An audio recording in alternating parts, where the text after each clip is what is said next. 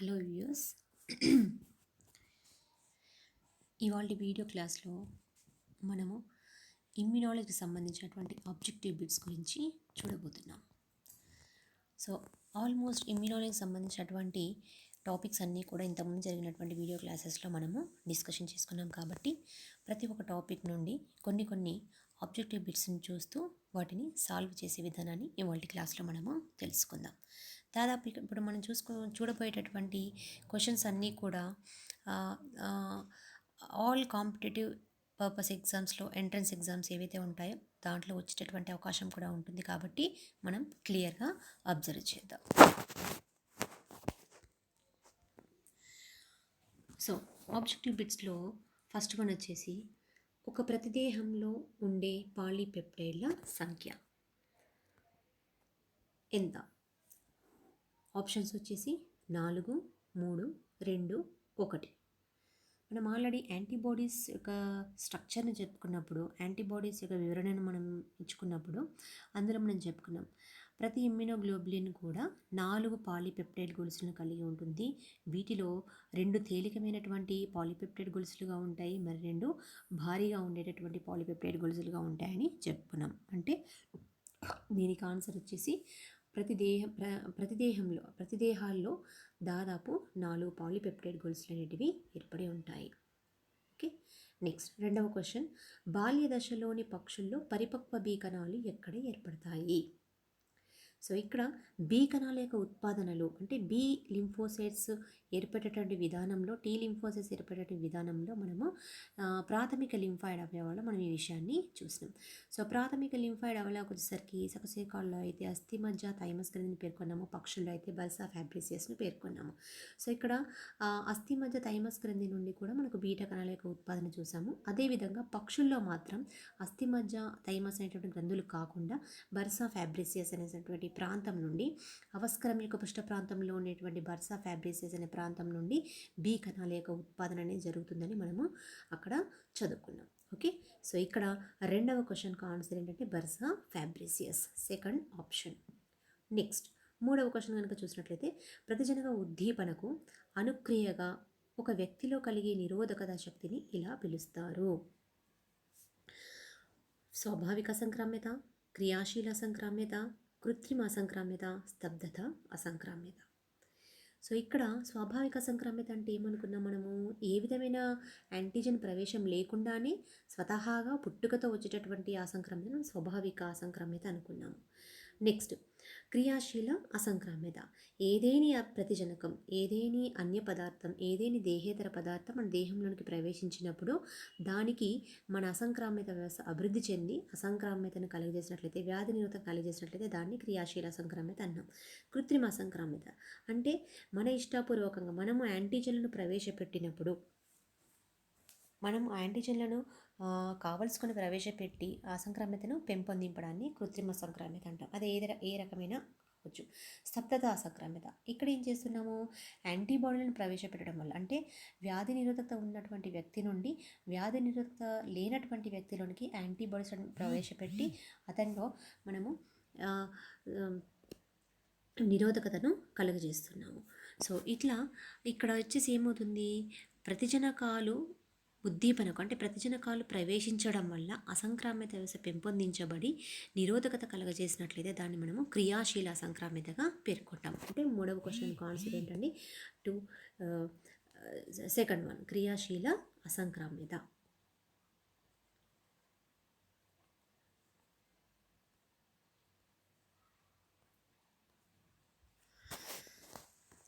Next fourth one వచ్చేసి B లింఫోసైట్లని, tea లింఫోసైట్లని చైతన్యపరిచే సైటోకైన్లను స్రవించేటటువంటి కణాలు.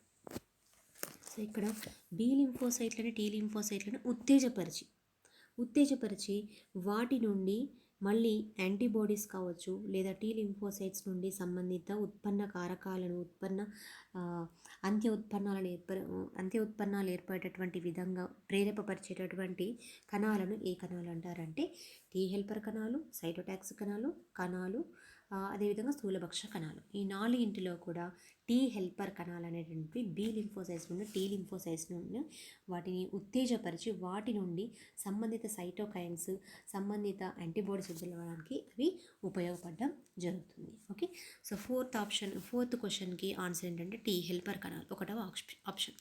So fifth క్వశ్చన్కి వచ్చేసరికి దీని ద్వారా ఎయిడ్స్ అనేది వ్యాప్తి చెందుతుంది. ఇది కామన్గా మనందరికీ తెలిసినటువంటి విషయమే. ఎందుకంటే ఎయిడ్స్ అనేది ఒక ప్రాణాంతకమైనటువంటి వ్యాధి కాబట్టి దీని గురించి తగినటువంటి సమాచారం మనకు అందరికీ తెలుసు కాబట్టి యాక్చువల్గా ఇది ఎలా వస్తుంది, లైంగిక సంబంధాల వల్ల వచ్చేటటువంటి వ్యాధి. అదేవిధంగా స్టెరిలైజ్ చేయనటువంటి ఏవైతే మెడిసినల్ కిట్స్ ఉంటాయో వాటి ద్వారా రావచ్చు, రక్త మార్పిడి ద్వారా కూడా వచ్చేటటువంటి అవకాశం ఉంటుంది. కానీ ప్రత్యక్ష తాకిడి వల్ల, అంటే ఫర్ ఎగ్జాంపుల్ ఇక్కడ ఉన్నటువంటి కరచాలనం అనేటటువంటి ఆప్షన్ ద్వారా మనము ఎయిడ్స్ వ్యాధి వ్యాప్తి చెందుతున్నట్టుగా మనకు వ్యాప్తి చెందదు అని మనకు తెలుసు. కాబట్టి ఫిఫ్త్ క్వశ్చన్కు ఆప్షన్ ఏంటంటే కరచాలనం, third answer. Next sixth question, immunogen అంటే హానికర బ్యాక్టీరియా నాశనం చేసే పదార్థం, పాముకాటు చికిత్సకు ఉపయోగపడే పదార్థం, అతిదేయ చర్యలను తటస్థీకరించే పదార్థం, అసంక్రామ్యత చర్యలను ప్రేరేపించే పదార్థం. సో ఇక ఈ నాలుగింటిలో కూడా ఇమ్యునోజెన్ అంటే ఏంటి అంటే అసంక్రామ్యత చర్యలను ప్రేరేపించేటటువంటి పదార్థం. అంటే ఇమ్యునోజెన్ అంటే ఇమ్యూన్ వ్యవస్థను ప్రేరేపపరిచేది అని అర్థం వస్తుంది. అసంక్రామ్యతను జనింపజేసేది అని అర్థం వస్తుంది. అది యాంటీజెన్ కావచ్చు, ఏదైనా పెప్టైడ్ పదార్థం అంటే ప్రోటీన్ సంబంధిత పదార్థం ఏదైనా సరే దేహంలోనికి ప్రవేశించినప్పుడు ఆటోమేటిక్గా దేహంలో ఉండేటటువంటి అసంక్రామిత వ్యవస్థ ఉత్తేజితం గావించబడి అక్కడ అసంక్రామిత అనుక్రియలు జరపడం అనేది మనం చూస్తాం. ఓకే, సో ఇది సిక్స్త్ క్వశ్చన్కు ఆన్సర్. నాలుగవది అసంక్రామిత చర్యలు ప్రేరేపించే పదార్థం.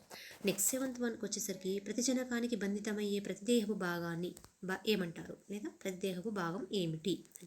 సో మనం ఆల్రెడీ యాంటీజెన్స్, యాంటీబాడీస్ యొక్క స్ట్రక్చర్స్ని చూసినప్పుడు ఈ విషయం మనకు వచ్చింది.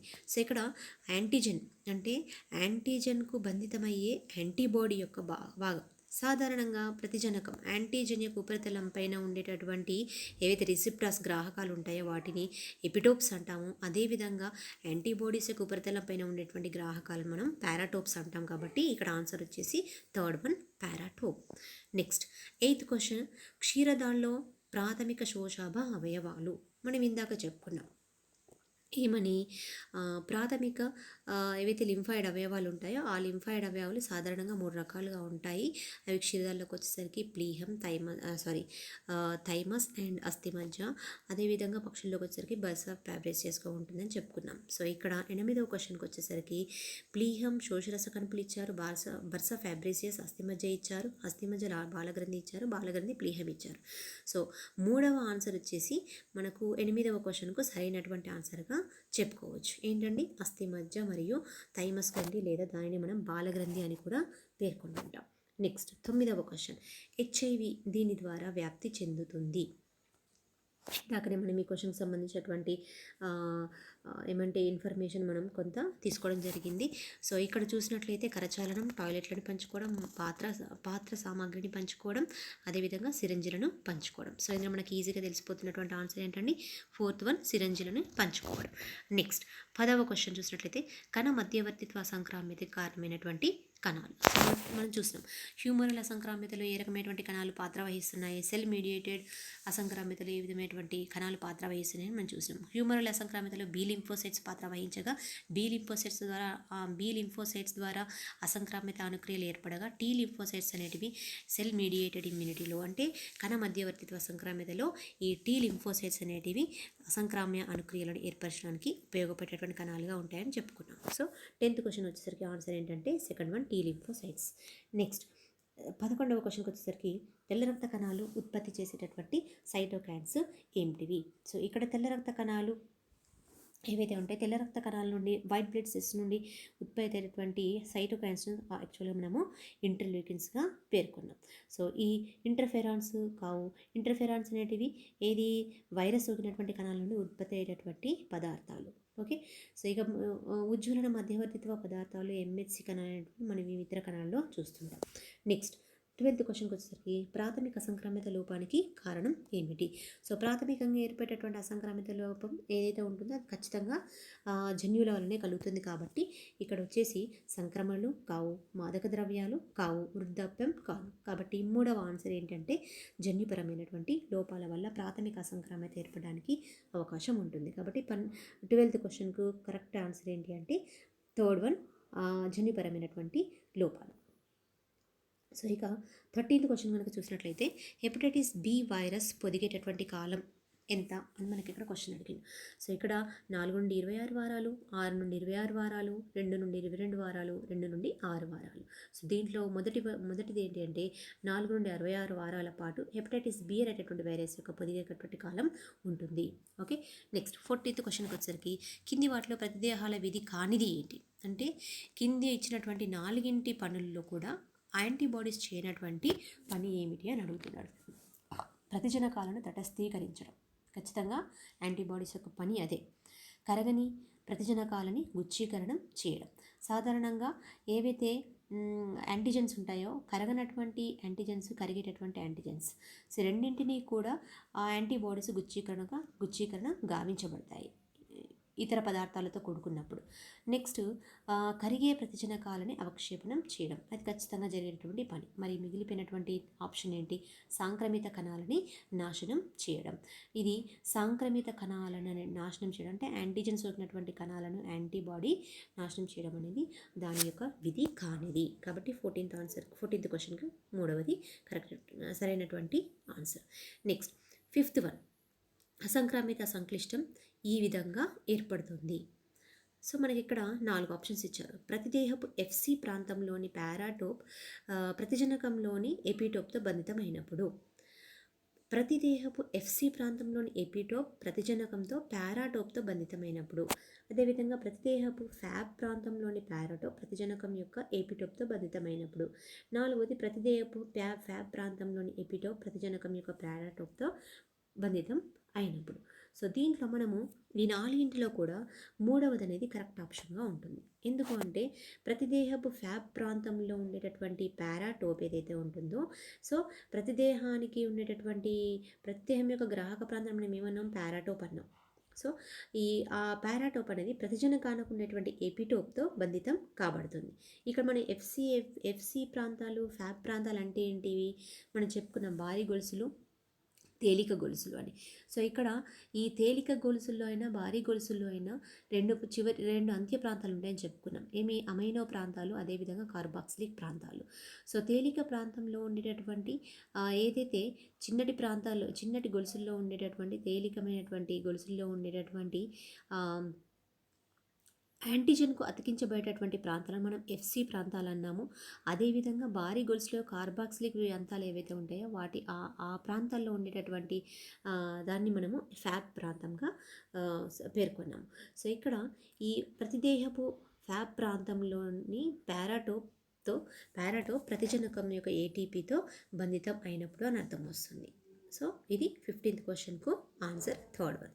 నెక్స్ట్ 16th క్వశ్చన్ చూసినట్లయితే చర్మం, శ్లేష్మస్తరం లాంటి నిర్మాణపరమైన అవరోధాల వల్ల కలిగే రోగ నిరోధకతని ఏమని పిలుస్తారు?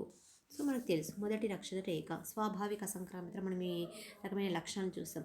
చర్మం ద్వారా, శ్లేష్మస్తరం ద్వారా వ్యాధి నిరోధకత ఏర్పడినట్లయితే దాన్ని ఏ రకంగా పిలుస్తారు అని. సో ఇది మొదటి రకం రక్షణ రేఖ. రెండవ రక్షణ రేఖ కాదు, మూడవ రక్షణ రేఖ కాదు, నిర్దిష్ట అసంక్రామిత కాదు. ఆన్సర్ వచ్చేసి ఫస్ట్ వన్ మొదటి రక్షణ రేఖ. రైట్. సో 17th క్వశ్చన్కి వచ్చేసరికి అనుజ్వలనాన్ని చైతన్యపరిచి కణ విచ్ఛిన్నాన్ని ఆప్సనైజేషన్ను కలగజేసేటటువంటి సీరం ప్రోటీన్స్. ఖచ్చితంగా ఇవి ఏవై ఉంటాయండి? ఇమ్యూనోగ్లోబులిన్స్ అయితే కావు, సైటోకైన్స్ అయితే కావు, ఎంహెచ్సీలు కావు. సో కంప్లీట్గా పరిపూరక ప్రోటీన్లు. ఈ పరిపూరక ప్రోటీన్లు అనేటివి అనుజ్వలనాన్ని చైతన్యపరిచి కణ విచ్ఛిన్నాన్ని గావిస్తాయి. అదేవిధంగా యాప్సనైజేషన్ను కలగజేసేటటువంటి సీరం ప్రోటీన్స్గా కూడా ఉంటాయి. కాబట్టి 17th ఆన్సర్కు కరెక్ట్ ఆన్సర్ పరిపూరక ప్రోటీన్లు. నెక్స్ట్ కాలేయంలో ఫైబ్రోసిస్ను ఇలా కూడా పిలుస్తారు. కామెర్లు, కీలోసిస్, సిరోసిస్, అదేవిధంగా బైసినోసిస్. సో దీంట్లోకి వచ్చేసరి సిరోసిస్ అంటే ఏదైతే కామెర్ల వ్యాధి ఉంటుందో అది లీస్ట్ స్టేజ్కి వచ్చినప్పుడు, చాలా చివరి దశలో వచ్చినప్పుడు కాలం యొక్క పనితీరు అయిపోవడాన్ని, అంటే కాలం యొక్క పనితీరు ఆ, ఆగిపోవడాన్ని లేదా పూర్తిగా నశించిపోవడాన్ని, పూర్తిగా కాలేయ కణాలు నశించిపోవడాన్ని మనము సిర్రోసిస్ వ్యాధిగా పేర్కొనడం జరుగుతుంది. నెక్స్ట్, ప్రతిదేహాలు ఉత్పత్తి చేయడానికి లింఫోసైట్స్ని, ఈ లింఫోసైట్స్ని చైతన్య పరిచే బి లింఫోసైట్స్. ఇక్కడ ప్రతిదేహాలు ఉత్పత్తి చేయడానికి ఇది బి లింఫోసైట్స్ చదవపరిచేటటువంటి కణాలు ఏవి లింఫోసైట్స్ ఏవి అని ఇక్కడ మనకు క్వశ్చన్ ఉందండి. సో ఇందులో బి కణాలు, టీహెచ్ కణాలు, టీసీ కణాలు, ఎన్కే కణాలు. సాధారణంగా బి కణాలు ప్లాస్మా కణాలను ఇది ఉత్తేజకమైనటువంటి బి కణాలు ప్లాస్మా కణాలని, మెమరీ కణాలను ఉత్పత్తి చేస్తాయి. ఇది సైటోటాక్సిక్ టీ కణాలు. సో ఇవి అంత్య ఉత్పన్నాలను ఉత్పత్తి చేస్తాయి. సో ఎన్కే కణాలు కాదు. సో ఇక టీహెచ్ కణాలు ఏవైతే ఉంటాయో ఈ టీహెచ్ కణాలు అనేటువంటి లింఫోసైట్స్ను ఏవి లింఫోసైట్స్ ఇది సంబంధిత పదార్థాలను ఉత్పత్తి చేసి అవి లింఫోసైట్స్ని ఉత్తేజనం చేయడానికి ఉపయోగపడతాయి. కాబట్టి 19th క్వశ్చన్కు సరిపడా ఆన్సర్ ఏంటి అంటే టీహెచ్ కణాలు, టీ హెల్పర్ కణాలు. నెక్స్ట్ 20th క్వశ్చన్కి వచ్చేసరికి యాంటీ టెటానస్ సీరం ఇంజెక్షన్ చేయడం వల్ల కలిగేటటువంటిది ఏది అని ఆ కింది వాటిలో ఏది అని అర్థం వస్తుంది అని క్వశ్చన్. సహజార్జిత క్రియాశీలత అసంక్రామ్యత, సహజ ఆర్జిత స్తబ్దత అసంక్రామ్యత, కృత్రిమ ఆర్జిత క్రియాశీల సంక్రామ్యత, అండ్ 4వది వచ్చేసి కృత్రిమ ఆర్జిత స్తబ్దత అసంక్రామ్యత. సో ఇక్కడ ఆర్టిఫిషియల్ కృత్రిమ ఆర్జిత స్తబ్దత అసంక్రామ్యతను మనము యాంటీ టెటానస్ సీరం ఇంజెక్షన్ చేయడం వల్ల కలిగేటటువంటి అసంక్రామ్యతగా పేర్కొంటాం. ఇక్కడ యాంటీ టెటానస్ అంటే ఇక్కడ ఏమర్థం వస్తుంది, కృత్రిమంగా ఆర్జిత స్తబ్దత అసంక్రామ్యత అంటే ఆ స్తబ్దత అసంక్రామ్యత అంటే మనం ఏమనుకున్నాము, ఆర్జించడం అంటే బయట నుండి తీసుకోవడం. వేటిని తీసుకుంటున్నాం మనం ఇక్కడ, ఇమ్యూనిటీని పెంచుకోవడం కోసం యాంటీబాడీస్ను తీసుకుంటున్నాం. స్తబ్దత అసంక్రామ్యత అంటే మనం ఇందాక ఏమనుకున్నాము, ఒక వ్యక్తిలో అంటే వ్యాధి నిరోధకత ఉన్నటువంటి వ్యక్తి నుండి వ్యాధి నిరోధకత లేనటువంటి వ్యక్తిలోనికి యాంటీబాడీస్లను ప్రవేశపెట్టి ఆ నిరోధకత లేనటువంటి వ్యక్తిలో అసంక్రామ్యతను పెంపొందింపజేయడాన్ని స్తబ్దతగా పేర్కొన్నాం. మరి ఈ రకమైనటువంటి స్తబ్దత ఎట్లా కలుగుతుంది, కృత్రిమ పరంగా కలుగుతుంది. అంటే ఒక జీవి నుండి తీసుకోబడ్డటువంటి యాంటీబాడీస్ ఏవైతే ఉంటాయో వాటిని సీరం మాదిరిగా ఉపయోగించి అది టెటానస్ అనేటువంటి వ్యాధికి యాంటీ టెటానస్ సీరంగా వాడి సంబంధిత జీవిలోనికి ప్రవేశపెట్టి ఆ జీవిలో అసంక్రామ్యతను పెంపొందిస్తున్నాం. కాబట్టి దీన్ని కృత్రిమ ఆర్జిత స్తబ్దత అసంక్రామ్యతగా పేర్కొంటాం. Right, okay. ఇక నెక్స్ట్ క్వశ్చన్ వచ్చేసి మానవుల్లో ఉండే ప్రతిదేహాల తరగతుల సంఖ్య ఏంటండి, మానవుల్లో ఉండేటువంటి యాంటీబాడీస్ యొక్క తరగతుల సంఖ్య ఎంత, ఇక్కడ ఇచ్చినటువంటి ఆప్షన్స్ ప్రకారం 3, 4, 5, 6. సో ఆన్సర్ వచ్చేసి 3వ ఆప్షన్ 5. మనం చూసిన మానవుల్లో ఉండేటువంటి ప్రతిదేహాల తరగతుల సంఖ్య అంటే 5 రకాలుగా ఉంటాయి antibodies. IgG, IgA, IgM, IgD, IgE అనేటటువంటి 5 రకాల ఇమ్యూనోగ్లోబులిన్స్ మనము చూడడం జరిగింది. Right, next last 22nd question ఏంటంటే కణాంతస్థ బ్యాక్టీరియా, వైరస్లు, క్యాన్సర్ కణాల బారి నుండి రక్షించేటటువంటి అసంక్రామ్యతను ఏమంటారు? మనము ఈ విషయాన్ని ఎక్కడ చూసాము, హ్యూమరల్ అసంక్రామ్యతలో మరియు సెల్ మీడియేటెడ్ అసంక్రామ్యత గురించి చెప్పుకున్నప్పుడు మనము ఈ విషయాన్ని గమనించడం జరిగింది. సో ఇక్కడ కణాంతస్థ బ్యాక్టీరియాలు, వైరస్లు, క్యాన్సర్ కణాల నుంచి ఏవైతే ఈ సంబంధిత అన్య పదార్థాల బారిన పడిన కణాలు ఉంటాయో అవి కణాంతస్థంగా ఉన్నప్పుడు వాటిని రక్షించేటటువంటి లేదా సంబంధిత అసంక్రామ్యతను కలిగించే అసంక్రామ్యత ఏంటంటే సెల్ మీడియేటెడ్ అసంక్రామ్యత. అంటే ఇక్కడ ఇచ్చినటువంటి దాని ప్రకారం స్వాభావిక అసంక్రామ్యత, హ్యూమరల్ అసంక్రామ్యత, అనిర్దిష్ట అసంక్రామ్యతలు కాకుండా 4వ ఆప్షన్ అయినటువంటి కణ మధ్యవర్తిత్వ అసంక్రామ్యత, సెల్ మీడియేటెడ్ అసంక్రామ్యతను మనము ఈ క్వశ్చన్కు సరైనటువంటి ఆన్సర్గా చెప్పుకోవచ్చు. నెక్స్ట్ క్వశ్చన్లోనికి వెళ్ళినట్లయితే ప్రతిదేహాలని సంశ్లేషణ చేసి స్రవించేటటువంటి కణాలు ఏవి అని ఇక్కడ మనకి ఇచ్చినటువంటి దాంట్లో టీ కణాలు, జ్ఞప్తి కణాలు, ఎన్కే కణాలు, ప్లాస్మా కణాలు. సో ఇక్కడ ప్రభావకమైనటువంటి బి కణాలు మెమొరీ సెల్స్ను మరియు ప్లాస్మా కణాలను విడుదల చేస్తాయి. సో ఈ ప్లాస్మా కణాలు ఏం చేస్తాయంటే సంశ్లేషిత పూరితమైనటువంటి ప్రతిదీ యాంటీబాడీస్లను విడుదల చేసి వెంటనే అసంక్రామ్య అణుక్రియలు ఏర్పడడానికి కారణమవుతుంటాయి. కాబట్టి 23వ క్వశ్చన్కి సరైనటువంటి ఆన్సర్ వచ్చేసి ప్లాస్మా కణాలు. ఓకే, నెక్స్ట్ 24వ క్వశ్చన్ చూసినట్లయితే కింది వాటిలో ఎయిడ్స్ చికిత్సకు ఉపయోగించేటటువంటి ఔషధం. సో ఇక్కడ నిఫ్టాటిన్, బ్యాసిట్రాసిన్, జిడోవుడిన్ అండ్ క్యాలిస్టిన్ ఉన్నాయి. సో మనకు ఆల్రెడీ తెలుసు, ఎయిడ్స్ గురించి మనం చదువుకున్నాం కాబట్టి ఇందులో 3వ ఆప్షన్ వచ్చేసి జిడోవుడిన్ అనేటటువంటి మెడిసిన్ను మనము ఎయిడ్స్ వ్యాధికి మందుగా ఔషధంగా ఉపయోగించడం జరుగుతుంది. Okay, next question. టీ కణాలని వీటి ఆధారంగా CD4+ మరియు CD8+ కణాలుగా వర్గీకరిస్తారు. సో దీంట్లో ఆప్షన్స్ వచ్చేసి టీ కణగ్రాహకాలు, CD మార్కర్స్, MHC అణువులు, అదేవిధంగా B కణగ్రాహకాలు. సో ఆన్సర్ వచ్చేసి CD మార్కర్స్గా మనం వాటిని వర్గీకరించడం అనేది జరుగుతుంది. సో టీ కణాలను వాటి ఆధారంగా అంటే టీ కణాలను మనము CD4 అదేవిధంగా CD8 కణాలుగా వర్గీకరించుకోవడం జరుగుతుంది. సో వాటిని మనం CD మార్కర్లుగా పేర్కొనడం జరుగుతుంది. అంటే CD మార్కర్స్ ఉండేటటువంటి CD మార్కర్ల యొక్క ఆధారిత పూరితంగానే వాటిని CD4 CD8గా వర్గీకరించడం జరుగుతుంది. రైట్. సో ఇది నెక్స్ట్ క్వశ్చన్ వచ్చేసరికి 26th. MHCకి బంధితమైన ప్రతిజనక పెప్టైడ్ని గుర్తించేది. MHCకి అంటే మనం ఏం చెప్పుకున్నాం, మేజర్ హిస్టో కంపాటబిలిటీ కాంప్లెక్స్. అంటే దాదాపు అన్ని క్షీరదాల యొక్క అన్ని కణాలలో ఉండేటటువంటి అణువులను, అన్ని కణాలలో ఉండేటటువంటి ఏవైతే ప్రతిజనక సమర్పక అంటే ప్రతిజనకాన్ని టీ లింఫోసైట్స్కి ప్రజెంట్ చేసేటటువంటి మాలిక్యూల్స్ను, అణువులను మనము ఇది మేజర్ హిస్టో కంపాటబిలిటీ కాంప్లెక్సెస్గా పేర్కొన్నాము. సో ఇక్కడ మరి ఈ MHCకి బంధితమైన ప్రతిజనక పెప్టైడ్ని గుర్తించేది ఏంటి అంటే MNP, BCR, APC, TCR. So ఈ నాలుగింటిలో కూడా ఇది TCR అంటే 4వ ఆప్షన్ను మనము 26 క్వశ్చన్కు సరైనటువంటి ఆన్సర్గా చెప్పుకుంటాం.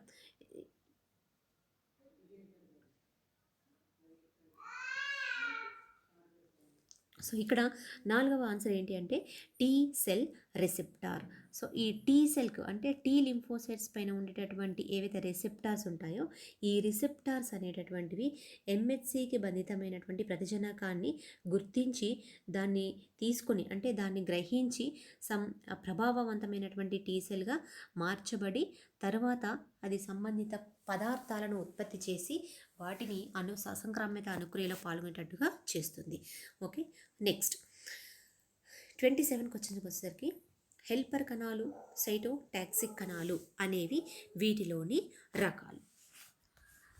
So B lymphocytes, eosinophils, T lymphocytes, basophils.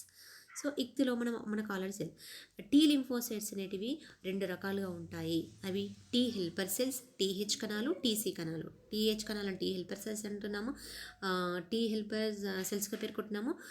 TC కణాలను సైటోటాక్సిక్ కణాలుగా పేర్కొంటున్నాం. కాబట్టి ఈ హెల్పర్ కణాలు, సైటోటాక్సిక్ కణాలు అనేవి వేటిలో రకాలు అంటే ఖచ్చితంగా టీ లింఫోసైట్స్ అని మనము చెప్తాం. కాబట్టి 27th క్వశ్చన్కి ఆన్సర్ ఏంటంటే 3rd ఆప్షన్ వచ్చేసి tea lymphocytes. Next 28th question వచ్చేసరికి తరగతి 2 MHC అణువులు ప్రతిజనకాలను డాష్. సో ఇక్కడ మనం 4 ఆప్షన్స్ ఇచ్చారు. ఈ 4 ఆప్షన్స్లో చూసినట్లయితే ప్రతిజనకం సమర్పక కణాల ఉపరితలంపై CD4 కణాలకు సమర్పిస్తాయి. అంటే మన కింద ఇచ్చినటువంటి ఏవైతే కణాలు ఉంటాయి, ఏవైతే CD మార్కర్స్ ఉంటాయో ఆ మార్కర్స్ సమర్పించేటటువంటి ప్రతిజనకం యొక్క సమర్పక కణాల ఉపరితలం పైన CD మార్కర్స్ని అందించేటటువంటి రకానికి సంబంధించిన క్వశ్చన్ అనేది. ప్రతిజనకం సమర్పక కణాల ఉపరితలంపై CD4 కణాలకు సమర్పిస్తాయి.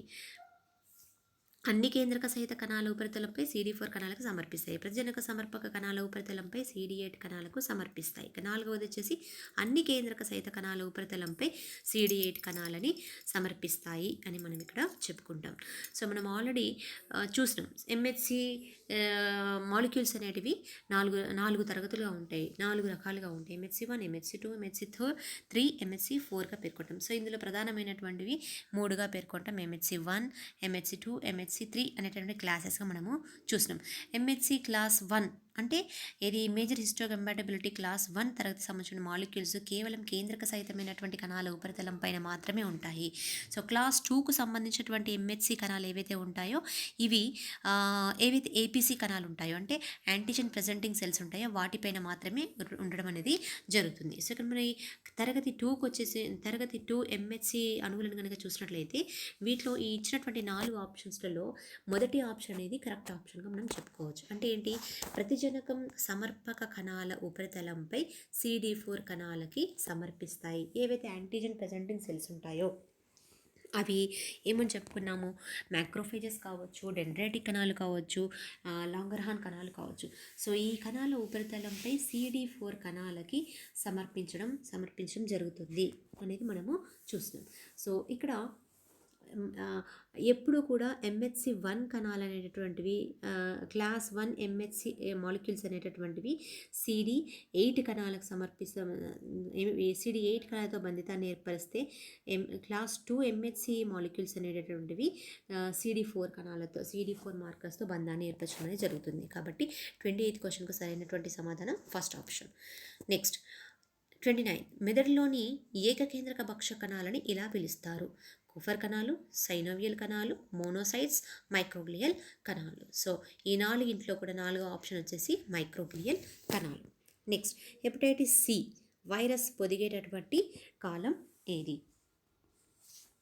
సో ఇక్కడ హెపటైటిస్ సి వైరస్ పొదిగేటటువంటి ఇందాక మనం చూసినాం, ఇందాక క్వశ్చన్లో హెపటైటిస్ బి వైరస్ యొక్క పొదిగేటటువంటి కాలం చూసినాం. ఏంటి అది?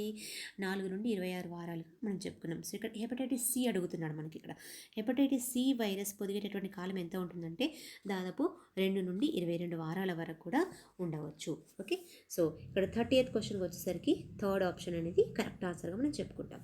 ఇక నెక్స్ట్ జన్మత ఉండేటటువంటి వ్యాధి నిరోధకత శక్తిని ఏమంటారు? మనం ఇది అసంక్రామిత రకాలలో మనం చెప్పుకున్నాం. అసంక్రామిత రకాలు అనేటివి 2 రకాలు, ఇన్నేట్ ఇమ్యూనిటీ, అక్వైర్డ్ ఇమ్యూనిటీ. స్వాభావిక అసంక్రామిత, ఆర్జిత అసంక్రామిత. పుట్టుకతో వచ్చేటటువంటి అసంక్రామితని స్వాభావిక అసంక్రామిత అన్నాము. పుట్టిన తర్వాత మనం ఆర్జించగా వచ్చినటువంటి అంటే మనము మన అవసరార్థం మన దేహంలోనికి ప్రవేశించేటటువంటి మనం తీసుకోబడేటటువంటి యాంటీబాడీస్ ద్వారా మనలో కలిగేటటువంటి అసంక్రామితను ఆర్జిత అసంక్రామితగా పేర్కొన్నాం. కాబట్టి జన్మతః పుట్టుకతో వచ్చేటటువంటి అసంక్రామిత మనం స్వాభావిక అసంక్రామితగా చెప్పుకోవచ్చు. అంటే 31 క్వశ్చన్కి వచ్చి ఫస్ట్ ఆప్షన్ అనేది కరెక్ట్ ఆన్సర్గా చెప్పుకోవచ్చు. సో 32 క్వశ్చన్ చూసినట్లయితే ఇవి ప్రతిదేహాలుగా పనిచేస్తాయి. సో ఇందులో మనకు ఆల్రెడీ ఆప్షన్ చూస్తే మనకు అర్థమైపోయింది. Immunoglobulin, serum albumin, lipoproteins and nucleoproteins. So first option వచ్చేసి ఇమ్యూనోగ్లోబులిన్స్ అనేటటువంటి యాంటీబాడీస్గా చెప్పుకుంటామంటే ఇమ్యూనోగ్లోబులిన్సే మనము యాంటీబాడీస్గా పేర్కొంటామని మనకు తెలుసు. నెక్స్ట్ క్వశ్చన్ వచ్చేసరికి ఇది హెపటైటిస్ బి వైరస్కి HBVకి చెందిన పరివేష్టనం చే కప్పబడినప్పుడు మాత్రమే సంక్రమికమయ్యేటటువంటి హెపటైటిస్ వైరస్ ఏమిటి? సో మనకి ఇక్కడ hepatitis zoo virus, hepatitis zoo virus, hepatitis ఈ వైరస్ అనేటటువంటి రకాలు ఉన్నాయి. సో ఇందులో వచ్చేసి 4th ఆప్షన్ ఇది కరెక్ట్ ఆన్సర్, హెపటైటిస్ ఈ virus. Okay, so 34th question చూసినట్లయితే హ్యూమోరల్ అసంక్రమితను కలిగించేటటువంటి కణాలు. హ్యూమోరల్ అసంక్రమితను కలిగించేటటువంటి కణాలు ఆల్రెడీ మనం ఇంతకుముందు డిస్కషన్లో చెప్పుకున్నాం. Eosinophils, T lymphocytes, monocytes, B lymphocytes. So B lymphocytes వల్ల కలిగేటటువంటి అసంక్రామ్యతను మాత్రమే హ్యూమోరల్ అసంక్రామ్యతగా పేర్కొంటాము. సో టీ లింఫోసైట్స్ వల్ల కలిగినట్లయితే దాన్ని సెల్ మీడియేటెడ్ అసంక్రామ్యతగా పేర్కొంటాము. సో ఇక్కడ హ్యూమరల్ గురించి అడుగుతున్నాడు కాబట్టి ఆన్సర్ వచ్చేసి 4th one B lymphocytes. Next 35th క్వశ్చన్కి వచ్చేసరికి హెచ్ఐవికి ప్రధాన లక్ష్యాలు. ఇక్కడ 4 ఆప్షన్స్ ఉన్నాయి. టీహెచ్ కణాలు, స్థూలభక్ష కణాలు, డెండ్రైటిక్ కణాలు. టీహెచ్ కణాలు, మాస్ట్ కణాలు, డెండ్రైటిక్ కణాలు. టీసీ కణాలు, స్థూలభక్ష కణాలు, డెండ్రైటిక్ కణాలు. టీహెచ్ కణాలు, ఊ కణాలు, స్థూలభక్షక కణాలు. సో ఇందులో ఫస్ట్ ఆప్షన్ వచ్చేసి కరెక్ట్ ఆన్సర్గా మనం చెప్పుకోవచ్చు. ఏంటి అండి ప్రధాన లక్ష్యాలు ఏంటివి అంటే హెచ్ఐవి వైరస్ అనేది సోకిన వెంటనే అది ఏ కణాలను టార్గెట్ చేస్తుంది అని ఈ క్వశ్చన్ అర్థం మనకి. అందులో టీహెచ్ కణాలు, టీ హెల్పర్ కణాలు, స్థూలభక్ష కణాలు, మ్యాక్రోఫేజ్ కణాలు, అదేవిధంగా డెండ్రైటిక్ కణాలను అది టార్గెట్ చేస్తుంది. కాబట్టి ఆ హెచ్ఐవి వైరస్ అనేది మొదటగా ప్రభావం చూపేది ఈ 3 రకాల కణాలపైన. సో 35th క్వశ్చన్కి వచ్చేసరికి 35th క్వశ్చన్కు ఆన్సర్ వచ్చేసి మొదటి ఆప్షన్ టీహెచ్ కణాలు, స్థూలభక్ష కణాలు, డెండ్రైటిక్ కణాలు. రైట్. సో ఇది నెక్స్ట్ 36 క్వశ్చన్ కనుక చూసినట్లయితే ఈ కింది వాటిలో ఏకకేంద్రక భక్షక కణాలు కానివి, ఏకకేంద్రక భక్షక కణాలు కానివి అని మనకు అర్థం వస్తుంది. కుఫర్ కణాలు, స్థూలభక్షక కణాలు, వాయుకోశ స్థూలభక్షక కణాలు అండ్ న్యూట్రోఫిల్స్. సో ఈ నాలుగింటిలో కూడా సింపుల్గా మనకు అర్థమైపోతుంది. 4వ ఆప్షన్ అనేది న్యూట్రోఫిల్స్ అనేది ఏకకేంద్రక భక్షక కణాలు కానటువంటి కణాలు. ఓకే, ఇక next question hepatitis D virus పొదిగేటటువంటి కాలం. సో ఆల్మోస్ట్ మనకి ఇందులో ఈ అబ్జెక్టివ్ బిట్స్లో మనకు ఆల్మోస్ట్ అన్ని రకాల హెపటైటిస్ల గురించి, హెపటైటిస్లకు పొదిగేటటువంటి కాలంకి సంబంధించిన క్వశ్చన్స్ రావడం జరిగింది. బిని చూసినాం, సిని చూసినాం, ఇప్పుడు చూసినటువంటి క్వశ్చన్ డికి సంబంధించినటువంటి పొదగబడేటటువంటి కాలం. మరి డి హెపటైటిస్ వైరస్ పొదగబడేటటువంటి కాలం చూసినట్లయితే ఇది దాదాపు 6 నుండి 26 వారాలుగా ఉంటుంది. మనకి ఇచ్చినటువంటి ఆప్షన్స్లో 4 నుండి 20 వారాలు ఉంది, 2 నుండి 22 వారాలు ఉంది, 2 నుండి 6 వారాలు ఉంది. సో రెండవ ఆప్షన్ వచ్చేసి కరెక్ట్ ఆప్షన్గా చెప్పుకోవచ్చు. అదేంటండి 6 నుండి 26 వారాలుగా చెప్పుకోవచ్చు. Right, okay. ఇక నెక్స్ట్ 38వ క్వశ్చన్ చూసినట్లయితే తల్లి నుంచి గర్భస్థ శిశువుకి ప్రతిదేహాలు బదిలీ చేయడం వల్ల కలిగేటటువంటి అసంక్రామ్యత ఏంటి? సో ఇది కూడా మనము అసంక్రామిత రకాలలో మనం చూసినటువంటి అంశం అండి. సో ఇక్కడ మనకు 4 ఆప్షన్స్ ఇచ్చారు. సహజ ఆర్జిత క్రియాశీల అసంక్రామ్యత, సహజ ఆర్జిత స్తబ్దత అసంక్రామ్యత, కృత్రిమ ఆర్జిత క్రియాశీల అసంక్రామ్యత, కృత్రిమ ఆర్జిత స్తబ్దత అసంక్రామ్యత. ఇక్కడ మనం ఆల్రెడీ మన క్వశ్చన్లోనే ఆన్సర్ కూడా కనబడుతుంది. తల్లి నుండి గర్భస్థ శిశువుకి అంటే వ్యాధి నిరోధకత ఉన్నటువంటి వ్యక్తి నుండి వ్యాధి నిరోధకత లేనటువంటి వ్యక్తిలోనికి యాంటీబాడీస్ను ట్రాన్స్పోర్ట్ చేసి యాంటీబాడీస్ను రవాణా చెందించి ఆ వ్యక్తిలో మనము నిరోధకతను ఇది పెంపొందింపచేస్తున్నాము. సో ఇక్కడ తల్లి అనేది ఎవరు? వ్యాధి నిరోధకత కలిగి ఉన్నటువంటి వ్యక్తి. గర్భస్థ శిశువు అనేది ఎవరు? వ్యాధి నిరోధకత లేనటువంటి వ్యక్తి. అంటే తల్లిలో నుండి యాంటీబాడీస్ను మనం గర్భస్థ శిశువులోనికి పంపించి అక్కడ ప్రతిదేహాలు బదిలీ చెందడం అంటే అసంక్రామిత ఏర్పడేలాగా మనము చేస్తున్నాం. సో ఇలా వ్యాధి నిరోధకత ఉన్న వ్యక్తి నుండి లేని వ్యక్తిలోనికి యాంటీబాడీస్ల యొక్క ట్రాన్స్పోర్ట్ను మనం ఏమన్నా యాంటీబాడీస్ను ప్రవేశపెట్టడం ఏమన్నా మనము స్తబ్దత అసంక్రామ్యత అన్నాం. మరి ఇక్కడ తల్లి నుండి గర్భస్థ శిశువునికి యాంటీబాడీలు అనేటివి రవాణా చెందడం, యాంటీబాడీలు అనేటివి ప్రవేశించడం అనేది కామన్గా జరిగేటటువంటి చర్య, అంటే న్యాచురల్గా జరిగేటటువంటి చర్య. సో ఆర్జిస్తుంది అంటే ఇక్కడ శిశువు అనేది తల్లి నుండి యాంటీబాడీస్ను ఆర్జిస్తుంది, అక్వైర్డ్ చేసుకుంటుంది. కాబట్టి ఈ రకమైనటువంటి అసంక్రామ్యతను ఏ రకంగా మనం పేర్కొనవచ్చు? సహజ ఆర్జిత స్తబ్దత అసంక్రామ్యత. మనకి ఇచ్చినటువంటి 4 ఆప్షన్స్లో కూడా రెండవ ఆప్షన్ అయినటువంటి సహజ ఆర్జిత స్తబ్దత అసంక్రామ్యత అనేది కరెక్ట్ ఆప్షన్. ఇక 39 క్వశ్చన్కి వచ్చేసరికి ప్రతిజనక సమర్పణలో ఈ కింది ఆప్షన్స్లో ఏది దానికి వర్తిస్తుంది అనేది మనకు ఇక్కడ ఇచ్చినటువంటి క్వశ్చన్. సో ఎంహెచ్సిలు ప్రతిజనక ఖండాలని ఏపీసీలు లేదా మార్పు చెందిన స్వీయ కణాల ఉపరితలంపై సమర్పిస్తాయి. ఐఎఫ్ఎన్లు ప్రతిజనక ఖండాలని ఏపీసీలు లేదా మార్పు చెందిన స్వీయ కణాల ఉపరితలంపై సమర్పిస్తాయి. ఎంహెచ్సిలు ప్రతిజనక ఖండాలని టీ కణాల ఉపరితలంపై సమర్పిస్తాయి. ఐఎఫ్ఎన్లు ప్రతిజనక ఖండాలని టీ కణాల ఉపరితలంపై సమర్పిస్తాయి. సో ఇక్కడ ఆన్సర్ వచ్చేసి ఎంహెచ్సిలో ఇది major histo compatibility complexes and molecules అనేటివి ప్రతిజనక ఖండాలని యాంటీజెన్ ప్రజెంటింగ్ సెల్స్ లేదా మార్పు చెందిన స్వీయ కణాల ఉపరితలంపై సమర్పించడం అనేది జరుగుతుంది.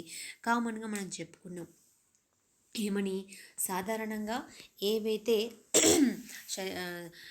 దేహంలో ఉండేటటువంటి కేంద్రక సహిత కణాలు కావచ్చు, ఏపీసీ అంటే యాంటీజెన్ ప్రజెంటింగ్ సెల్స్ కావచ్చు, వీటిలో ఎంహెచ్సి అణువులు ఉండి ఆ కణాల్లోనికి ప్రవేశించినటువంటి యాంటీజెన్లతో కూడి వాటిని కణ ఉపరితలంపై ప్రదర్శించడానికి మాత్రమే ఎంహెచ్సిలు ఉపయోగపడతాయి. అదేవిధంగా ఆ యాంటీజెన్లతో కూడినటువంటి యాంటీజెన్ కారకాలతో కూడుకున్నటువంటి ఎంహెచ్సిలు టీ సెల్ రిసెప్టార్స్తో గ్రహించబడి అంటే టీ సెల్ రిసెప్టార్స్ గుర్తించబడి ఆ టీ సెల్స్కు యాంటీజెన్లను సమర్పించడం అనేది జరుగుతుంది. కాబట్టి 39 క్వశ్చన్కి వచ్చేసరికి ఫస్ట్ ఆప్షన్ అనేది కరెక్ట్ ఆప్షన్. సో కణభక్షణ దీన్ని కలిగిస్తుంది. 40th క్వశ్చన్కి వచ్చేసరికి కణభక్షణ దీన్ని కలిగిస్తుంది. కణభక్షణ అంటే మనకి ఏమర్థమవుతుంది, ఇది మొదటి రక్షణ రేఖ, రెండవ రక్షణ రేఖ, మూడవ రక్షణ రేఖ, నిర్దిష్ట అసంక్రామ్యత. సో ఈ నాలుగింటిలోకి వచ్చేసరికి సెకండ్ ఆప్షన్ అనేది కరెక్ట్ ఆప్షన్గా మనకు చెప్పుకోవచ్చు. రెండవ రక్షణ రేఖ అంటే అసంక్రామ్యతలో కణభక్షణ అనేటువంటి క్రియ అనేది మనం రెండవ రక్షణ రేఖలో చూడటం జరుగుతుంది. రైట్. నెక్స్ట్ 41 క్వశ్చన్ వచ్చేసరికి ఒక వ్యక్తి నుంచి వేరొక వ్యక్తికి ప్రతిదేహాలను బదిలీ చేయడం వల్ల అభివృద్ధి చెందినటువంటి అసంక్రామ్యత. ఆల్రెడీ మనం ఇందాకనే చూసినాము. 2-3 క్వశ్చన్స్ కూడా మనకు దీనికి సంబంధించినటువంటి రావడం జరిగింది. సో దీంట్లో 4 రకాల ఆప్షన్స్ ఇచ్చారు. స్వాభావిక అసంక్రామ్యత, స్తబ్దత అసంక్రామ్యత, సహజ అసంక్రామ్యత అండ్ క్రియాశీల అసంక్రామ్యత. సో మనకు ఆల్రెడీ తెలిసిపోయింది ఆన్సర్ కూడా. ఏంటి, ఒక వ్యక్తి నుండి వేరొక వ్యక్తిలోనికి వ్యాధి నిరోధకత ఉన్నటువంటి వ్యక్తి నుండి వ్యాధి నిరోధకత లేనటువంటి వ్యక్తిలోనికి యాంటీబాడీస్లను పెట్టేటటువంటి అసంక్రామ్యతను స్తబ్దత అసంక్రామ్యతగా పేర్కొంటాం. కాబట్టి 41 క్వశ్చన్కి వచ్చేసరికి ఆన్సర్ అనేది సెకండ్ వన్, స్తబ్దత అసంక్రామ్యత. నెక్స్ట్, హెచ్ఐవికి స్క్రీనింగ్ పరీక్ష హెచ్ఐవికి జరిపేటటువంటి స్క్రీనింగ్ పరీక్ష అనేది ఏది అని మనకి ఇక్కడ అడుగుతుంది. సో ఆల్రెడీ మనకి హెచ్ఐవికి సంబంధించినటువంటి ఇన్ఫర్మేషన్ మనం ఆల్రెడీ చాలాసార్లు ఇది చాలా సమయాల్లో చాలా సందర్భాల్లో మనం వినే ఉంటాము, మనం చూసే ఉంటాము. పేపర్ వైజ్గా కావచ్చు, బుక్స్ వైజ్గా కావచ్చు, బయట జరిగేటటువంటి కొన్ని కార్యక్రమాల వల్ల కావచ్చు, ఎయిడ్స్ సంబంధించిన ఫుల్ ఇన్ఫర్మేషన్ మనకు ఉండే ఉంటుంది. కాబట్టి ఎలీసా అనేటటువంటి పరీక్షను హెచ్ఐవికి స్క్రీనింగ్ పరీక్షగా నిర్వహిస్తామని మనకు అందరికీ తెలుసు. కాబట్టి 42 క్వశ్చన్కి వచ్చేసరికి first one is correct option. 43, hepatitis A virus పొదిగేటటువంటి కాలం. సో ఆల్మోస్ట్ ఇప్పటివరకు మనకు 3 క్వశ్చన్స్ వచ్చాయి. సో ఇప్పుడు హెపటైటిస్ ఏ రకానికి సంబంధించినటువంటి పొదిగేటటువంటి కాలాన్ని చూసినట్లయితే మనకి ఇక్కడ 2 నుండి 6 వారాలు అనేది హెపటైటిస్ ఏ వైరస్ సంబంధించిన పొదిగేటటువంటి కాలంగా చెప్పుకోవచ్చు. నెక్స్ట్ 44th క్వశ్చన్ చూసినట్లయితే కాలేయంలోని ఏకకేంద్రక భక్ష కణాలను ఇలా కూడా పిలుస్తారు. కుఫర్ కణాలు, సైనోవియల్ కణాలు, మాస్ట్ కణాలు, మైక్రోగ్లియల్ కణాలు. సో మనకు కుఫర్ కణాలు ఏంటి మాత్రమే మన కాలేయంలో దర్శనమిస్తుంటాయి. కాబట్టి ఈ కుఫర్ కణాలను అనేటివి కాలేయంలోని ఏకకేంద్రక భక్ష కణాలుగా పిలవడం జరుగుతుంది. 45th క్వశ్చన్కి వచ్చేసరికి ఇంటర్ల్యూకిన్ 2ని స్రవించేటటువంటి కణాలు. సో మనము ఆల్రెడీ సైటోకైన్స్ గురించి డిస్కషన్ చేసుకున్నప్పుడు మనకు ఈ రకమైనటువంటి మ్యాటర్ మనకు రావడం జరిగింది. సో ఇక్కడ ఇంటర్ల్యూకిన్ 2ని ఏ రకమైనటువంటి కణాలు స్రవిస్తాయి అంటే టీ హెల్పర్ కణాలు అనేటువంటివి స్రవించడం జరుగుతుంది. మరి ఇలా టీహెచ్ కణాలు స్రవించబడినటువంటి ఇంటర్ల్యూకిన్స్ ఏవైతే ఉంటాయో ఇవేం చేస్తాయి, సైటోటాక్సిక్ కణాలను బీసెల్స్ని ఉత్తేజపరచడం జరుగుతుంది. తద్వారా ఏమవుతుంది, వాటి నుండి అంత్య ఉత్పన్నాలు యాంటీబాడీ సంబంధిత పదార్థాలు విడుదలై అవి ఏవైతే టార్గెట్ కణం అంటే ప్రతిజనక పదార్థం ఉంటుందో వాటిపైన ప్రభావాన్ని చూపి వాటిని నిర్వీర్యపరిచి అక్కడ అసంక్రమిత అనుకరణలు ఏర్పరచడంలో అవి సహాయకారకాలుగా ఉంటాయని మనకు అర్థమైపోయింది. ఇక్కడ 46 క్వశ్చన్ చూసినట్లయితే మార్పు చెందిన స్వీయ కణాలను నిర్మూలించడానికి కారణమైన ప్రభావక లింఫోసైట్స్ ఏవి అని మనకు అడుగుతున్నాడు. సో ఇక్కడ టీసీ కణాలు ఇచ్చారు, ఎన్కే కణాలు ఇచ్చారు, సిటిఎల్ కణాలు ఇచ్చారు, బి కణాలు ఇచ్చారు. మార్పు చెందిన స్వీయ కణాలని నిర్మూలించడానికి కారణమైన ప్రభావక లింఫోసైట్స్ అంటే ఏమవుతుంది, ఏ కణాలైతే క్యాన్సర్ అంటే ఏ కణాలైతే ప్రతిజనకం చేత ప్రభావితం కాబడుతున్నాయో ఆ కణాలను నిర్మూలించడానికి, స్వంత కణాలను నిర్మూలించడానికి సిటిఎల్ అంటే సైటోటాక్సిక్ టీ లింఫోసైట్స్ అనేటటువంటి కణాలు ప్రభావక కారణమవుతున్నాయని మనం ఇక్కడ చెప్పుకోవచ్చు. అంటే మార్పు చెందినటువంటి స్వీయ కణాలని ఏ కణాలు నిర్మూలిస్తున్నాయంటే సైటోటాక్సిక్ టీ సెల్స్ అనేటువంటి టీ లింఫోసైట్స్ అనేటువంటి మనకి ఇక్కడ ఆన్సర్గా చెప్పుకోవచ్చు. ఓకేనండి. సో ఇవి ఇమ్యునాలజీకి సంబంధించినటువంటి కొన్ని టాపిక్ వైజ్గా తీసుకోబడినటువంటి కొన్ని ఆబ్జెక్టివ్ బిట్స్. సో మరొక క్లాస్లో మిగతా ఇమ్యునాలజీ టాపిక్ సంబంధించినటువంటి ఆబ్జెక్టివ్ బిట్స్ అంటే ఎంట్రన్స్ పర్పస్కు సంబంధించినటువంటి కొన్ని క్వశ్చన్స్ మనము చూద్దామండి. Okay, thank you.